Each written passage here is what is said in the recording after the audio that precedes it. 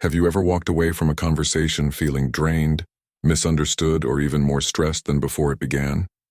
You keep replaying it in your mind, what you said, what they said, and what you wish you had said. It's as if that one moment, that one exchange took a bigger toll on you than an entire week of hard work. I know that feeling all too well. Difficult conversations, those emotionally charged moments where tension hangs in the air, can shake our peace, rattle our confidence, and leave lasting marks on our well-being. They come in many forms: confronting a friend, disagreeing with a colleague, setting boundaries with family, or expressing a long-held frustration with someone you love. But here's the thing. Avoiding them doesn't make them disappear.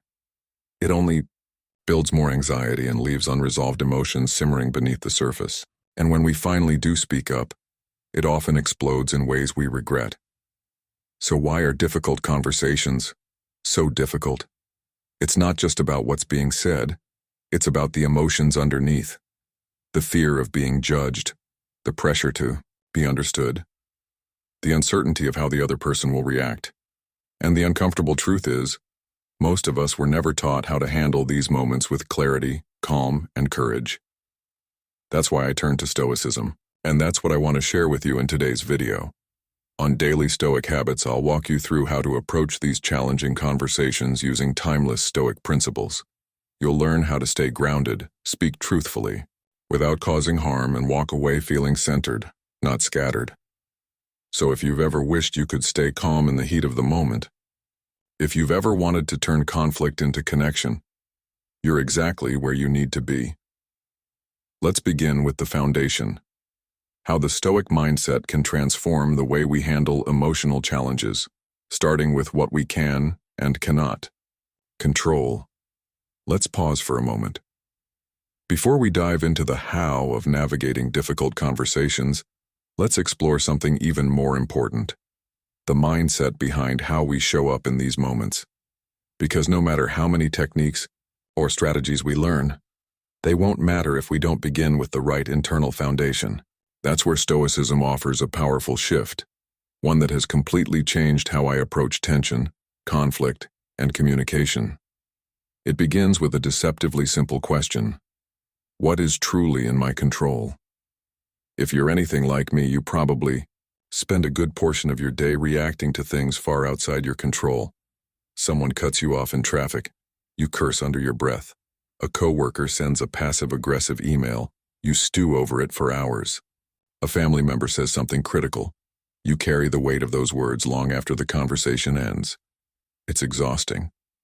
And the truth is, much of that stress isn't coming from the event itself. It's coming from resisting what you can't control. The Stoics, Marcus Aurelius, Epictetus, Seneca, understood this deeply. Their wisdom reminds us that freedom begins the moment we accept this simple distinction. There are things that are up to me, and things that are not. This isn't just philosophical, it's intensely practical. What is up to me?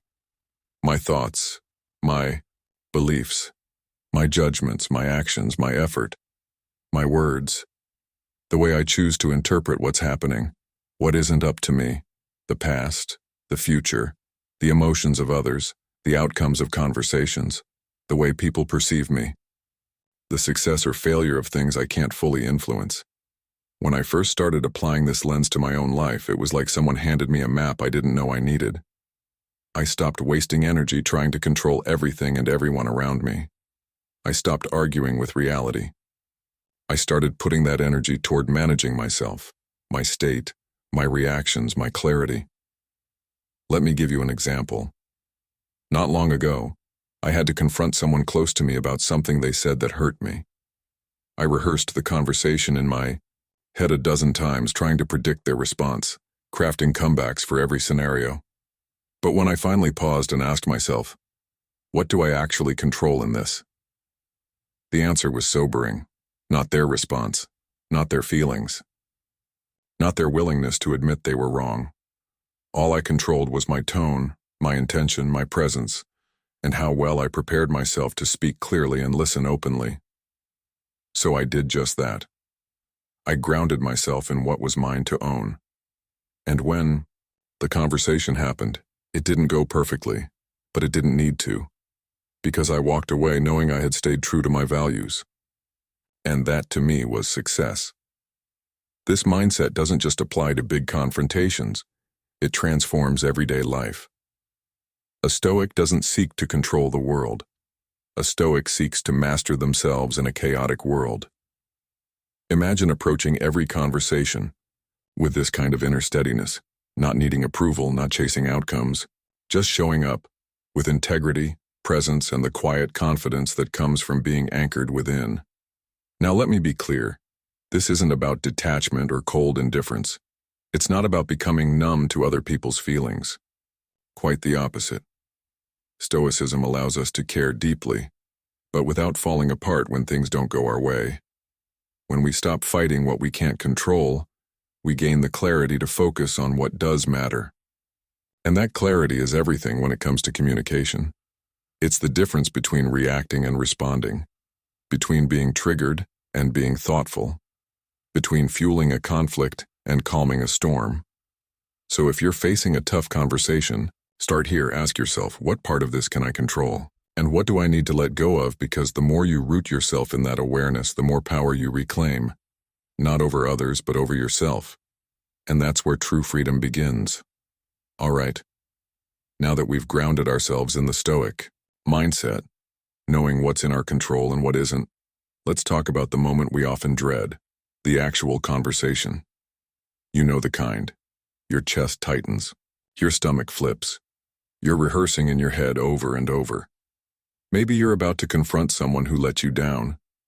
Maybe you need to give feedback that might upset them. Or maybe, for once, you want to stop saying, "It's fine," when it clearly isn't. The moment is coming, and you feel the weight of it. So how do we show up in that moment with clarity and composure? This is where Stoic strategies become incredibly practical, not just philosophy for reading, but wisdom for living. Let me walk you through 3 essential tools I've learned and lived on this journey. Practice active listening. Listen. Not to win, but to understand. When we think about difficult conversations, most of us focus on what we want to say. We write mental scripts. We imagine the perfect comeback. But Stoicism teaches us something radical. Listen first. Epictetus, the Stoic philosopher, once said, "We have 2 ears and 1 mouth so that we can listen twice as much as we speak." Active listening means you're not just waiting for your turn to talk, you're fully present. You're noticing tone, body language, emotion beneath the words. You're showing the other person that their voice matters even if you don't agree. And here's the magic. When people feel truly heard, their defenses drop. The energy shifts. What could have been a war becomes a conversation. I've seen this in my own life. Just the act of saying, "I want to understand where you're coming from," can change the entire tone of an interaction, not because you're giving in, but because you're giving space. Use I statements. Speak from ownership, not accusation. Now let's talk about what you say. In tense moments, it's easy to fall into blame. You never listen. You always make this about you. You don't care what I think. But here's what Stoicism reminds us. When we point fingers, we trigger walls. And walls don't listen. Instead, we speak from the one place we truly control, ourselves. Try this shift. Instead of "You're disrespectful," say, "I feel hurt when I'm interrupted." Instead of "You never make time," say, "I need more moments of connection with you." I statements are not about being soft. They're about being responsible. They say, "This is my experience," not "This is your fault." That difference creates room for dialogue, not defensiveness. Seek common ground. Look for bridges, not battle lines. One of the most overlooked strategies in any difficult conversation is this. Find something, anything, you both agree on. It could be as simple as, "We both care about this relationship. We both want this project to succeed. We both hate fighting like this. Why does this matter?" Because common ground builds emotional safety. It reminds both sides that you're not enemies. You're allies, navigating something uncomfortable together. I once had a tense discussion with a colleague where we saw everything differently, but the moment we both said, "Look, we both want this to work," something softened. We weren't fighting against each other anymore. We were fighting for something together. That shift can turn a clash into collaboration. Bonus Stoic reminder. Don't try to win. Try to grow in the heat of conflict. It's tempting to turn the conversation into a competition. Who's right? Who's smarter? Who delivers the mic drop line? But the Stoics remind us, this is ego at work. The goal isn't to win the conversation. The goal is to grow through it.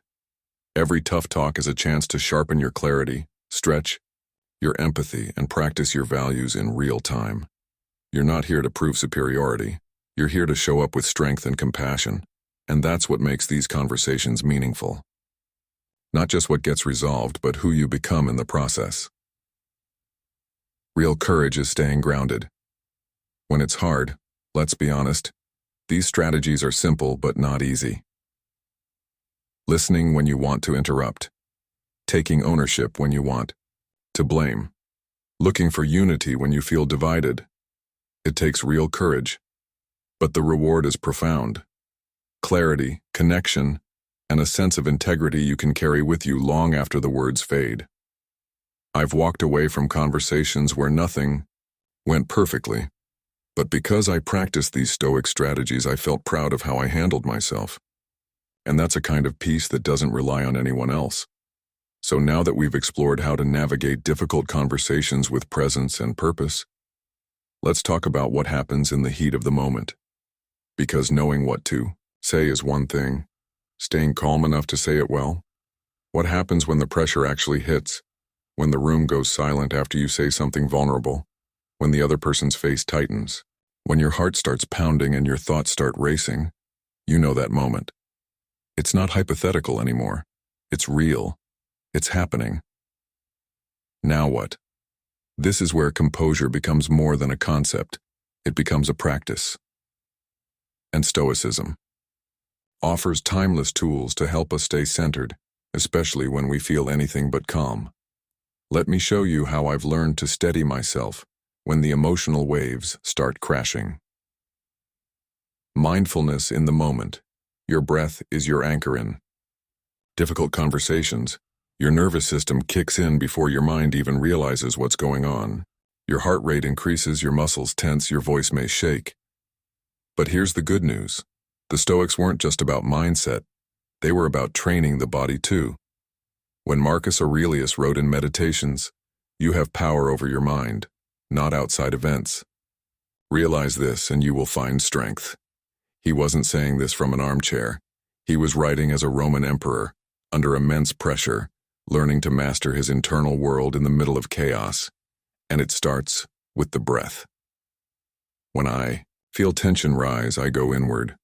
One slow inhale, one slow exhale. Repeat. Sometimes I even silently count. Breathe in for 4, hold for 4, out for 6. It sounds small, but it changes everything. That breath is your anchor. It signals safety to your body. It gives your brain time to respond, not just react. Mental rehearsal. Visualize your calm response. Ahead of time. One of my favorite Stoic practices is something you don't often hear in self-help books: premeditation. The Stoics called it premeditatio malorum, the premeditation of evils. It sounds grim, but it's actually empowering. Before entering a tough conversation, I ask myself, what's the worst that could happen? What will I say if they interrupt me? How will I respond if they raise their voice? What if they disagree completely? Then, I visualize myself staying calm, not winning, not dominating, just calm, present, poised. Because when I rehearse my steadiness, I increase the chance that it'll show up when I need it most. Top athletes do this before games. Navy SEALs do it before missions. Stoics did it before facing emperors or crowds. And we can do it before walking into that tense living room or office meeting. The power of the pause. 1 second can change everything. In a difficult exchange. Time can feel distorted. You feel rushed. You want to fix things quickly or defend yourself right away. But here's a tool I've come to love: the intentional pause. Someone says something upsetting. Pause. Take one breath. Then speak. This 1-second gap may sound insignificant, but it's the difference between a wise response and an emotional reaction. It allows your values to lead, not your ego. I used to think silence meant weakness, but now I see it as strength. It shows discipline, self-mastery, grace, and it often de-escalates the entire situation. Detach from the outcome, show up fully, let go gracefully. Let me tell you something difficult. Even if you say all the right things, even if you stay calm, grounded, thoughtful, you still might not get the response you want. That's life, that's humanity. And that's exactly why Stoicism is so needed. The Stoic doesn't anchor their peace in someone else's approval. They anchor it in their own effort, clarity, and alignment with their principles. You can't control whether they understand you, forgive you, or agree with you, but you can control how you walk away from that conversation. Whether you stayed true to your integrity or lost yourself trying to prove something. That detachment doesn't mean indifference. It means maturity. It means strength. It means your peace isn't for sale. Use self-talk that builds strength, not panic in pressure moments. The story you tell yourself matters. If you say, "This is going to be a disaster. I always mess this up. They're not going to hear me anyway," then your body and voice will follow that script. But if you tell yourself, "I've prepared for this. I can be calm even if they're not. I speak with honesty, not hostility," your presence will shift. You become your own source of courage. Stoicism isn't just about what you say to others. It's about what you whisper to yourself when it gets hard. When you train your mind, you don't have to fear the moment. The more I've practiced these tools, the more I've realized something important. Calm isn't just a natural trait. It's a trained response. You don't need to be born with nerves of steel.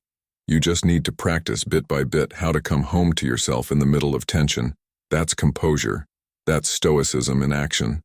And when you embody that, calm, people feel it. Even if they don't agree with you, they respect your steadiness. They feel safer around you. They're more open to connection, even when the conversation is hard.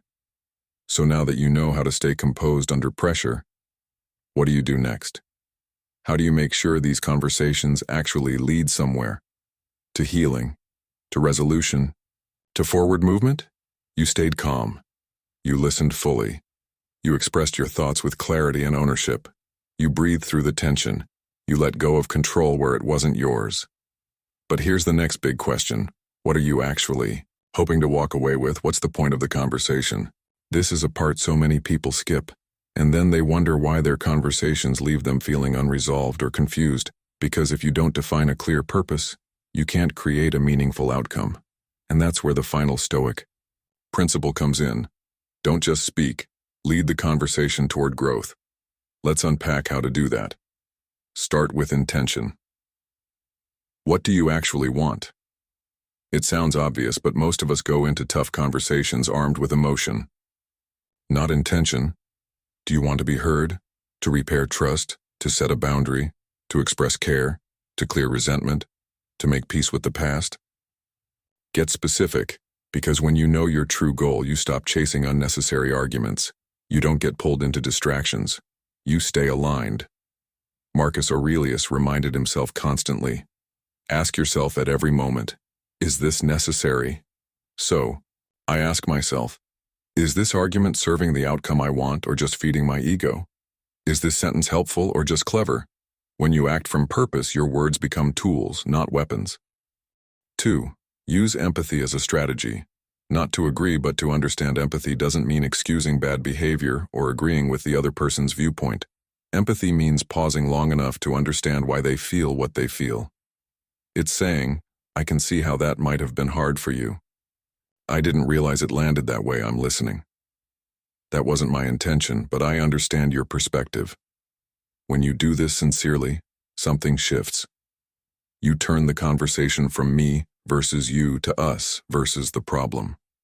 You stop being adversaries and become participants in a shared moment of truth. And honestly, that's where most breakthroughs begin. Aim for repair, not perfection. Let's be honest. Not every hard conversation ends with a perfect resolution. Not every person will hug it out or say, "You were right." But that's not the point. The point is progress, repair, movement toward understanding, even if it's small. Sometimes the win is just clearing a long-held tension. Sometimes it's simply being honest for the first time in years. Sometimes it's planting a seed that takes time to grow. As the Stoics remind us, do what is right, not what is easy, and let the results take care of themselves. When you lead with that spirit, you create something rare, a conversation that heals instead of harms. Don't cling to being right. Cling to being wise. There's something addictive about being right. We love it. We crave it. It gives us a dopamine hit. I told you so. But Stoicism teaches a higher path. Rightness without humility is just ego dressed up in logic. Wisdom, on the other hand, asks, what's most useful right now? What will create more peace, more growth, more trust? I've had to train myself to say, you may be right, I hadn't looked at it that way, and mean it, not as a trick, but as an honest expression of open-mindedness, because being wise often means giving up the last word and choosing the lasting relationship instead. Practice forgiveness. Internally. First, here's something difficult but crucial. Not everyone will say sorry. Not everyone will change. Not everyone will even see what you're trying to express. So why forgive? Because you deserve peace. Because your clarity shouldn't be tied to someone else's apology. Forgiveness isn't about letting people off the hook. It's about freeing yourself from the weight of resentment. And it starts quietly, a silent decision to stop rehashing the story, to stop waiting for justice to feel whole, to stop giving someone else the power to dictate your peace. Seneca said it clearly, he who suffers before it is necessary suffers more than is necessary. Forgiveness isn't weakness. It's the ultimate form of strength, because it lets you move forward with lightness while others are still dragging chains. Know when it's time to let go. Finally, one of the hardest truths of all. Not every relationship can be repaired. Not every connection is meant to last. Not every conversation leads to closeness. Sometimes Stoic strength means walking away with grace. Not out of spite, but out of self-respect. You can still wish someone well and choose to protect your peace. You can still speak kindly and exit firmly. You can close the door, not to punish, but to preserve your inner world. That, too, is a positive outcome. What does a positive outcome really mean? It doesn't always mean everything is fixed. It doesn't mean they cried and thanked you. It doesn't mean everything is now perfect. It means you showed up with courage. It means you honored your values. It means you communicated with clarity, compassion, and conviction. And no matter how the other person responds, that is enough. You grew. You practiced. You stayed true. And in this world, so full of noise and reaction, that kind of intention is rare. It's stoic. It's powerful. It's what transforms hard conversations into holy ground for personal evolution. So now we've come full circle, from understanding what makes conversations difficult, to building the mindset, to learning the strategies, to staying grounded, to reaching outcomes that actually matter. The last thing left to do is live it. We've walked through the tension. We've built a stoic mindset. We've learned to listen, to speak with intention, to stay grounded under pressure. We've let go of control, reached for empathy, and aimed for outcomes rooted in wisdom, not ego. But now comes the hardest part, and the most beautiful one, living it. Because all the philosophy in the world won't mean anything unless you bring it into the real moments, the hard moments, the ones that test your patience, challenge your pride, and stretch your heart. And that's what Stoicism was always meant for. It wasn't created in a classroom. It was forged in the battlefield, in exile, in prison, in the courts of power, and the struggles of daily life. It was never meant to be an escape from life, but a deeper way to engage with it. And that's how I see every difficult conversation now, not as an interruption to my growth, but as the very path to it. You are not your reaction. You are the one who chooses. Every time someone frustrates you, you get to choose. Every time you're misunderstood, you get to choose. Every time you're afraid to speak your truth, you still get to choose. You are not your first thought. You are not your fear. You are the space between stimulus and response. And in that space, if you're brave enough to pause, to breathe, to reflect, you reclaim your power. That's what the Stoics understood better than most. That life doesn't ask for perfection. It asks for practice. The person you want to be is forged in the fire of conversation. It's easy to be wise when everything is calm. It's easy to be kind when no one is pushing your buttons. It's easy to be composed when the stakes are low. But who are you when things get uncomfortable? Who are you when someone triggers your pain, your anger, your old stories? That's where character is built, not in theory but in dialogue. That's where you practice truth without cruelty, compassion without collapse, boundaries without bitterness, and every time you try, even if you stumble, you become more aligned with the person you're trying to be. You won't always get it right. That's okay, let's be honest, you're going to lose your cool sometimes. You'll interrupt when you meant to listen. You'll get defensive when you meant to stay curious. You'll raise your voice when you meant to breathe. It happens. It's human. But here's the difference.